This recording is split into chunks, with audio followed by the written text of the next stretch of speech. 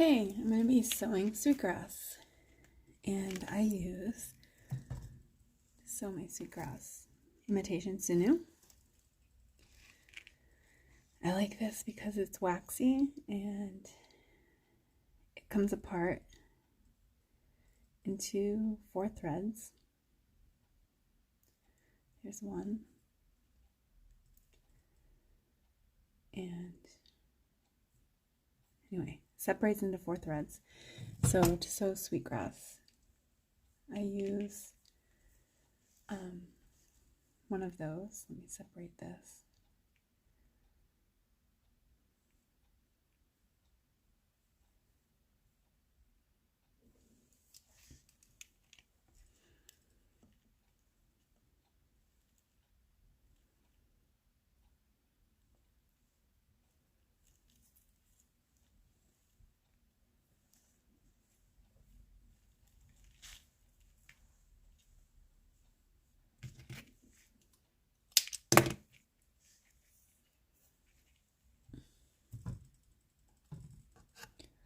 This space is a little messy.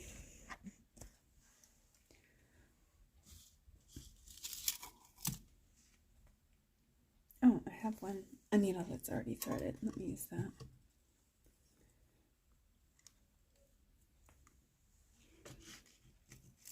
This is this piece of sweetgrass that I'm going to be using. I braided it earlier.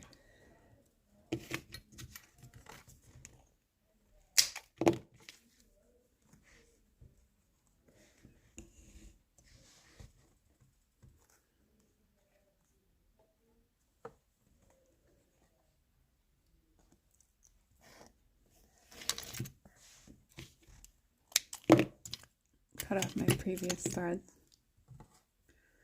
So organized.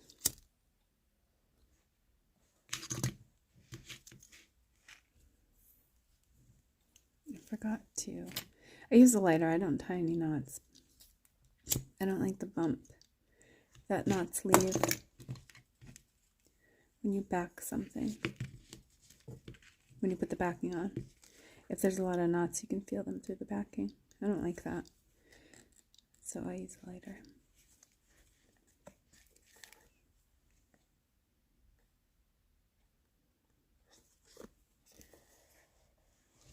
So I have gone ahead and run this piece of sweetgrass through the water just to soften it a little bit and dried it off.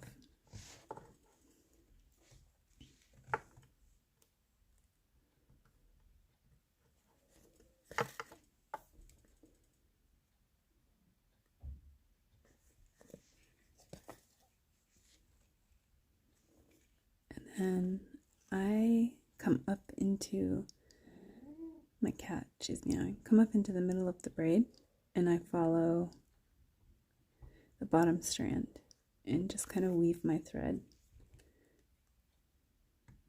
according to the braid.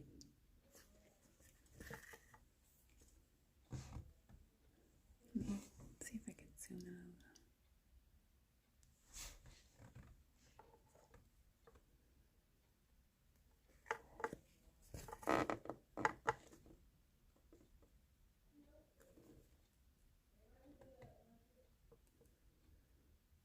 It's kind of hard to get the hang of it. Not hard, but you don't want to poke through. Try not to poke through the middle of the grass, of the sweetgrass.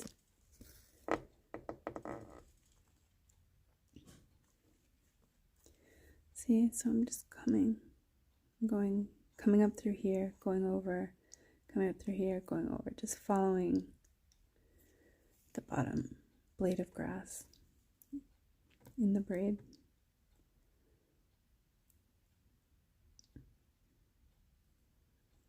I like that because it hides the thread.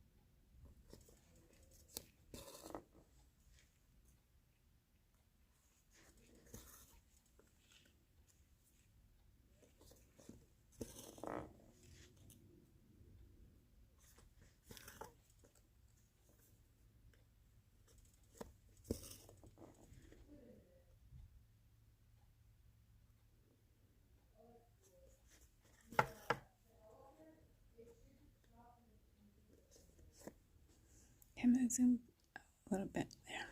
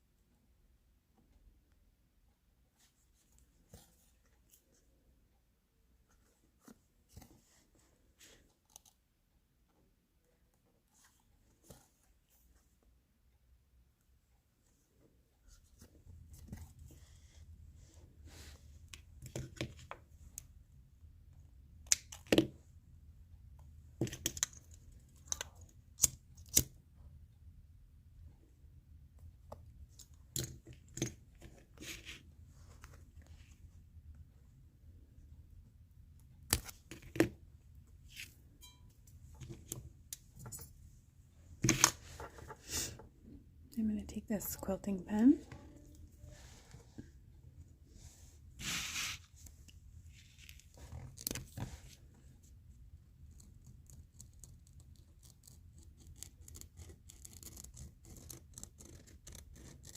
It's disappearing ink, so after a while it will disappear in the air.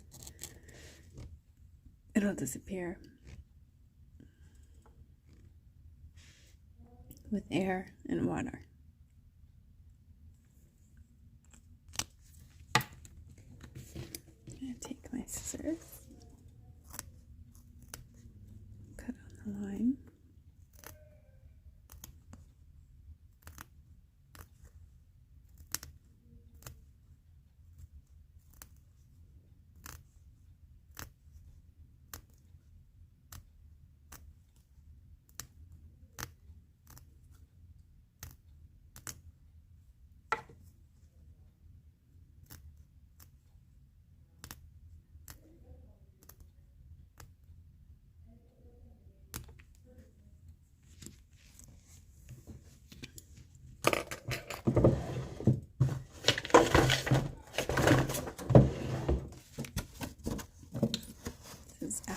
free craft paper from the scrapbooking section of the craft store. I'm going to use Gorilla Glue super glue gel. The super glue gel doesn't soak through the Pellon and fog up your beads like regular super glue will. Shake it up. And I use this craft paper in the super glue because it helps to stiffen the project. I'm just going to put a very thin layer. Not all the way up to the edge, just close, but if you go all the way up to the edge and it dries, it's very difficult for your needle to go through. So just stay away from the edge. This is my leather thimble. I use that because when I sew, I push the needle through like this. That protects my finger. So just push. You can feel that it's bonding because it starts to heat up and you can actually feel it's warm.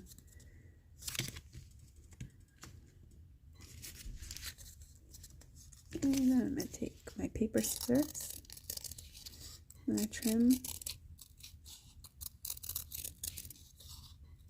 I'm kind of beveling as I cut because I don't want, once I put the backing on, I don't want you to see the paper from the edge. See?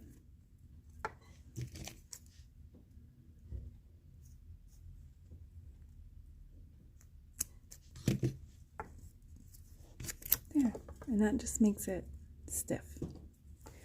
Okay, now I'm going to get my deer hide. I'm going to be using this color because I like the way that it looks with the mustard.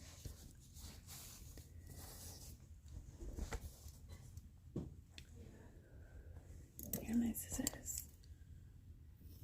Just going to cut a small piece off.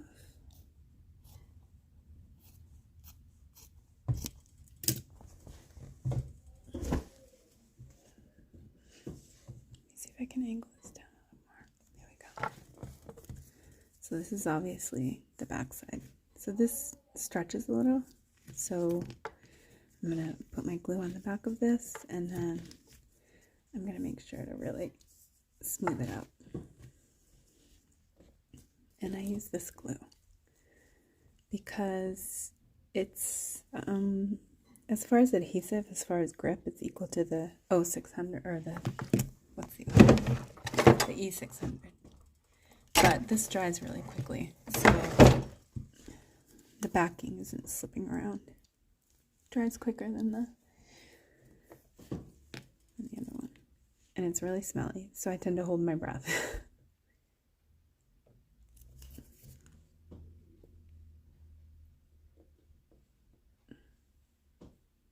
Again, I don't go all the way out to the edge.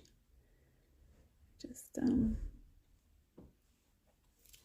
very thin layer. Put it down. Cover. Got a little bit on my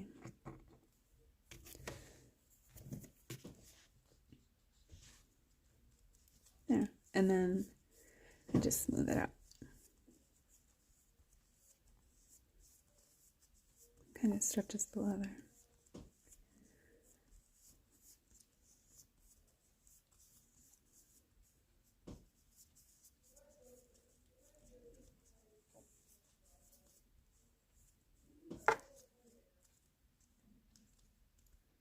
There.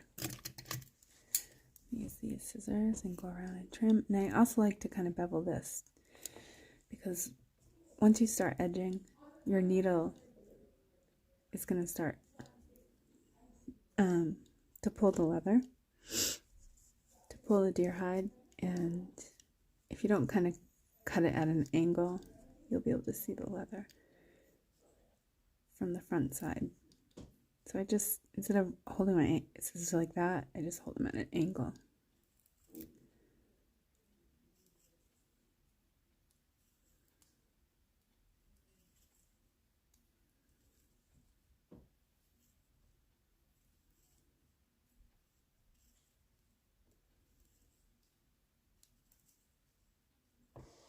Sorry, I was kind of off camera. I wasn't paying attention.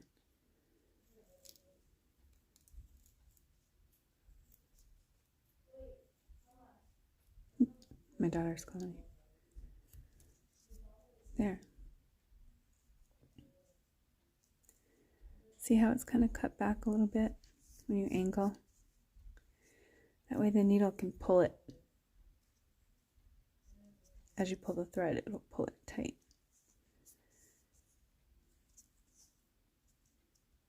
Okay.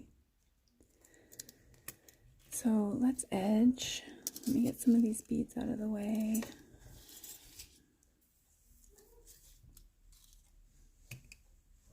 I'm going to use this little itsy bitsy teeny tiny Glover needle. It's so small. And I'm going to switch off this leather thimble for this leather thimble. This is actually a metal thimble inside of the leather. I don't know if you can see that casing. And I use this to push the Glover needle through because these are very sharp. They'll poke right through your skin. Okay, put that right there, and then I'm gonna get the thread that I use for edging. Excuse me. I use the wire line for edging because, hold on one second, I'm gonna have a sip of my water.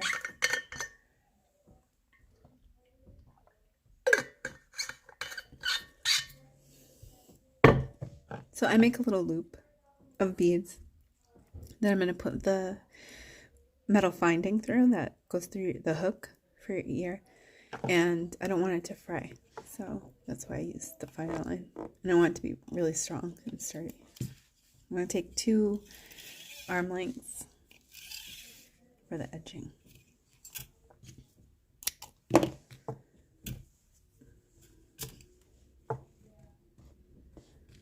Going to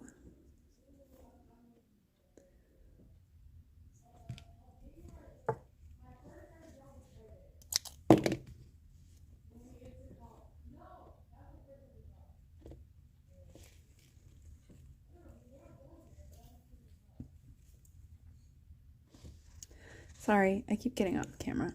I'm not paying attention.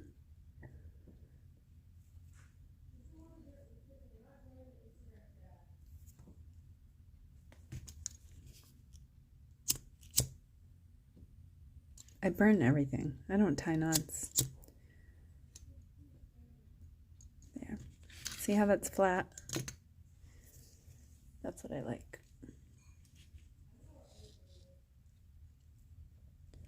Okay, so for the edging, I'm going to be using these silver beads, and I'm going to be using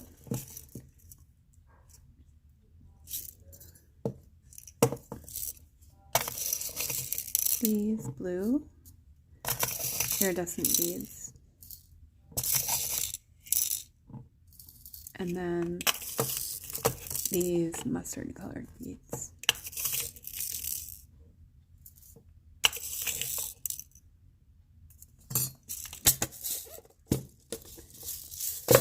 Let's double check. I've made these earrings before. I'm just going to double check. Okay. So this is how I start the beads that are going to create my loop first. Don't worry about coming through the sweetgrass. And then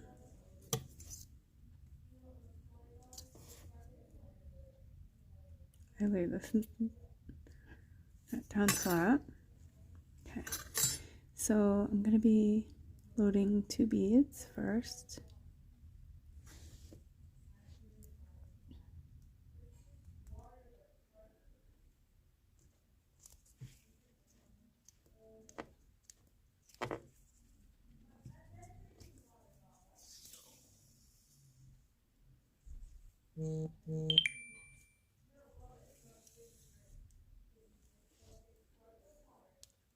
And then I'll actually make the loop. I'll go all the way around and come back through that one and make my loop at the end.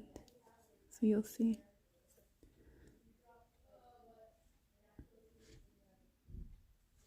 Making sure to get a bead that has a really large center, because I'm going to be weaving my thread through it a couple times. Yeah, that one's good. And it's happened many times that I have broken a bead at the very end, and then you have to redo your entire edging.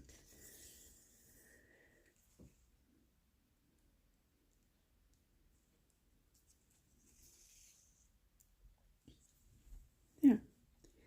So I am going to wing it as far as I'm going to mark the center approximately. And I know that I need to, whatever I end up with a bead here, then I know that I have to have the same amount coming up on this side. So let's see how it goes. Sometimes you get lucky and you don't have to take any beads out. Sometimes you end up having to backtrack, and I'm very picky about my edging, so.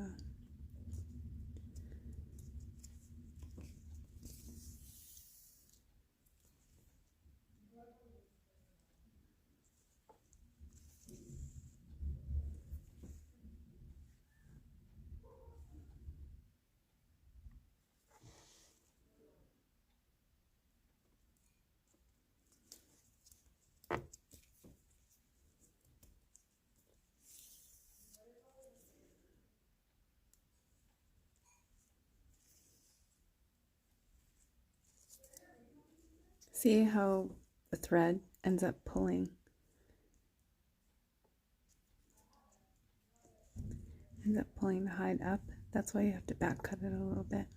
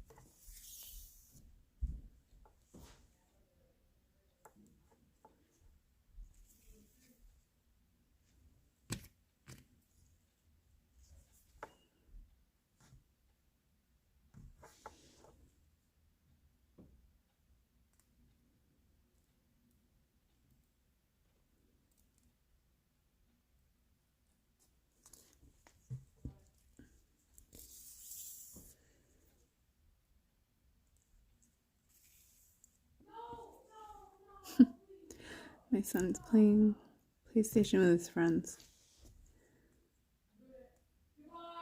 He already did all of his schoolwork.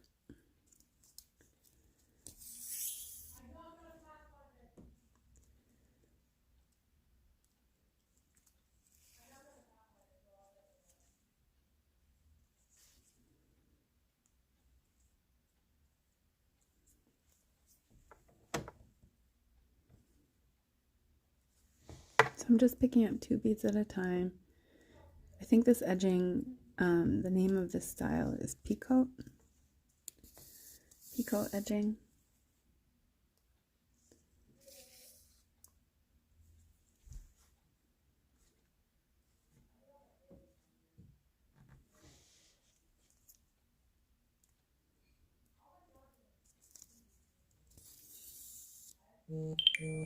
Ugh, next time I make a video, I'm going to turn the do not disturb off on my phone, so you won't be hearing these random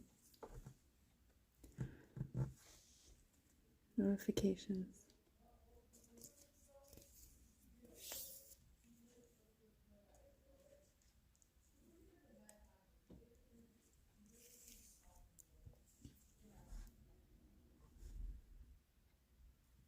Oops. Oh, silver bead.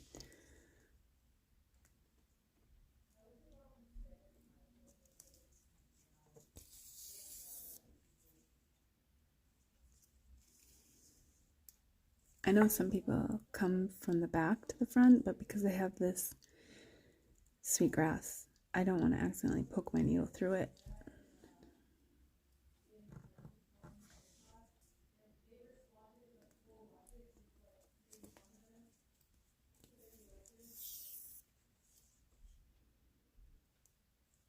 I don't know if I should keep the focus this close or... Yeah.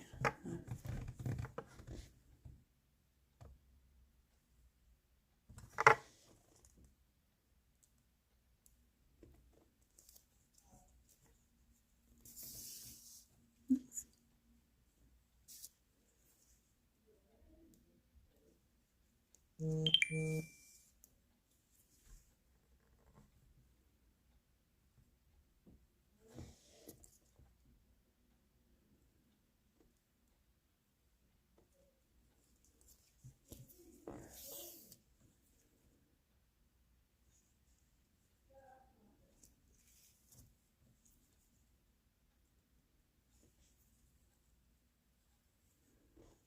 This is the back so far.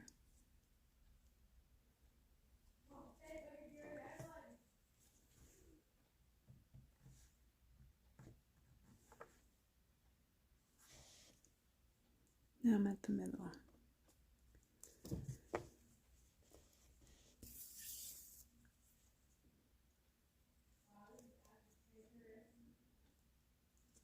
There, so now I know I'm basically at the middle, so now I just have to make sure that this repeats on this side.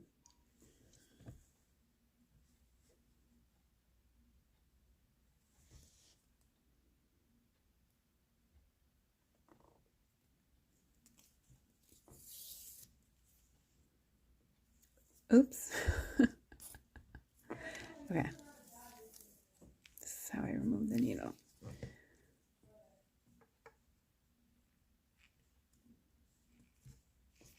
Yeah.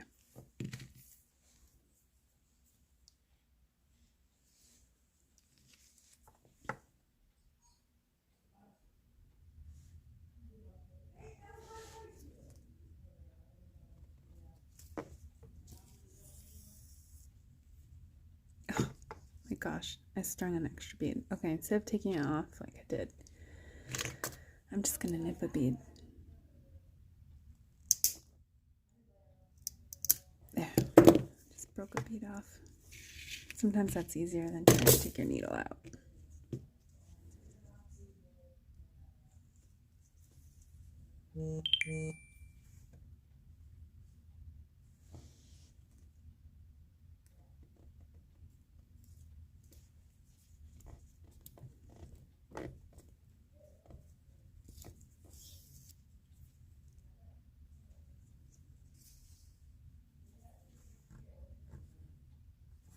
I'm a very slow edger, especially when it's hide. Sometimes you can use pliers to pull it through.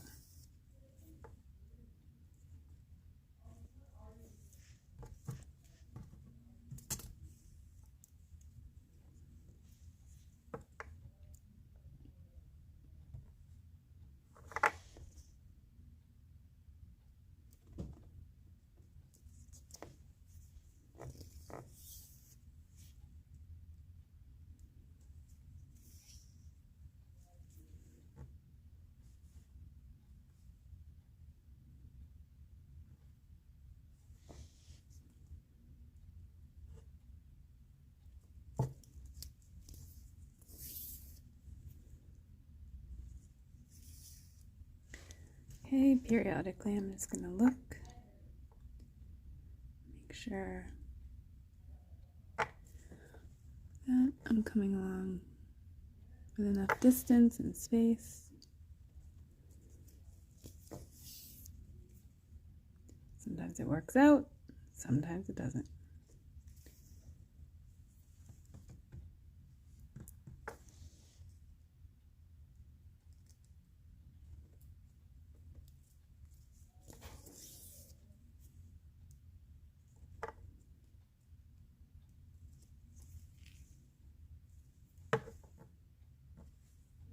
Okay, after this bead I'll check again to see how I'm doing on my spacing.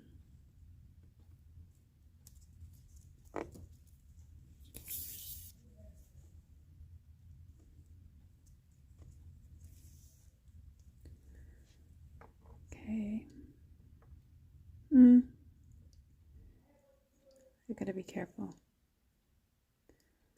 This one's a little up further, so I'll just make sure that these ones are closer.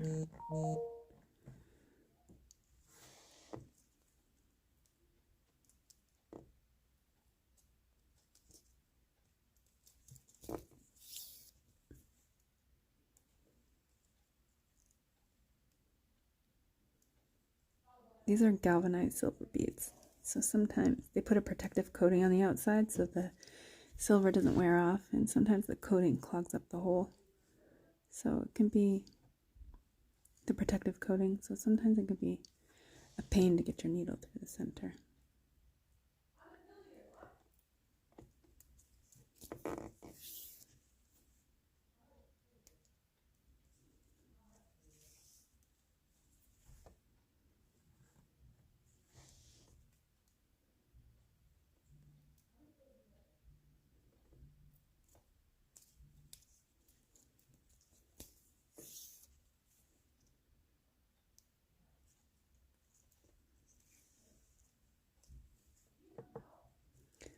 Okay, so I know that I need to have 2 more amber beads and 1 more blue bead. And I have to use this space to do it. Oh my goodness, my son. Him and his video games.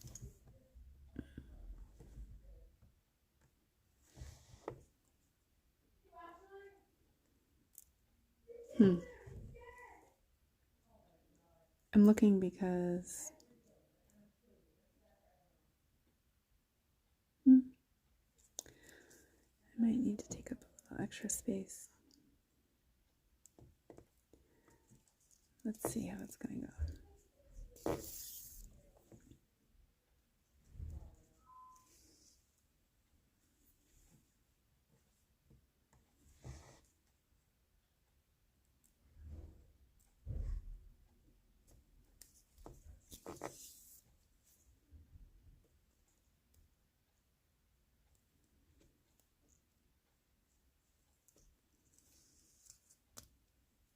Yeah, I think it worked. Okay, so I'm going to zoom in a little bit so you can see. That's maybe too far.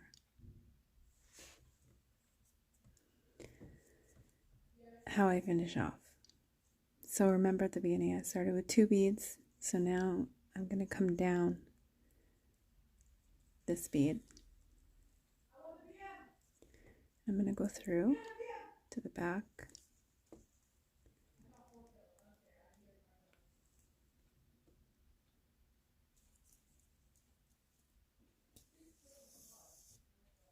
I'm going to turn it around. And then I'm going to come up through the bead. There. And now I'm going to put 6 beads on to make my loop.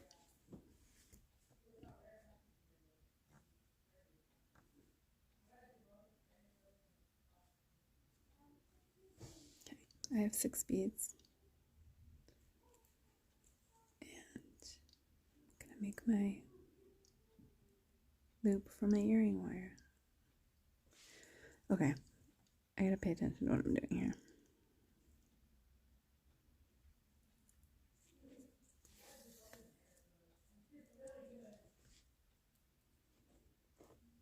I'm gonna go through to the back.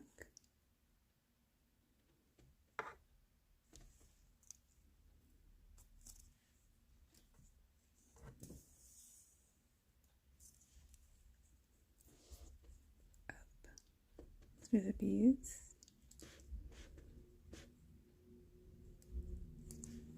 It's okay if you don't get them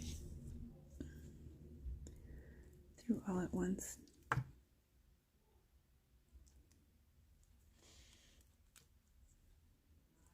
Okay, maybe I should fix the zoom because I feel like I'm all over the place. Okay, there.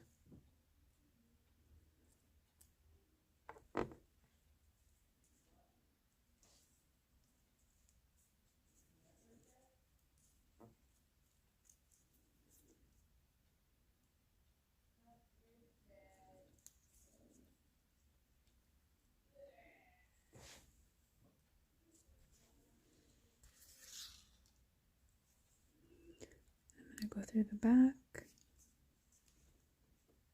And I'm going to try to go through the beads one more time. That way I know that there's 6 strands. There'll be 6 strands of thread. And that will make it super strong.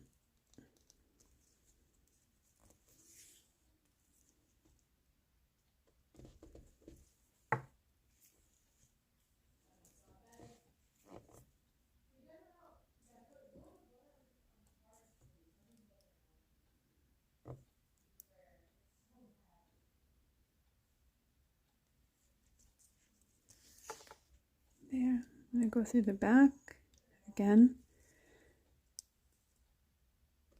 And I'm going to cut my thread. And then I'm going to burn it. I'm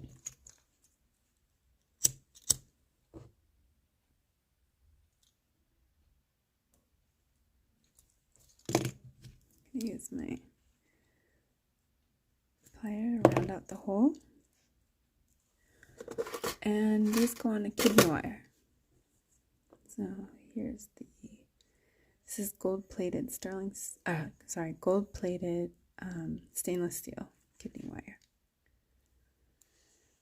There, one done. And one to go. There. I hope you like that. The Sweetgrass and antler. And sometimes when you're beading, you can get some fuzz or some dust. Just take a toothbrush, not a used one. This is specifically for my work. And just brush it. It also makes the pile of the leather stand up nice and look pretty. That's it. Thank you.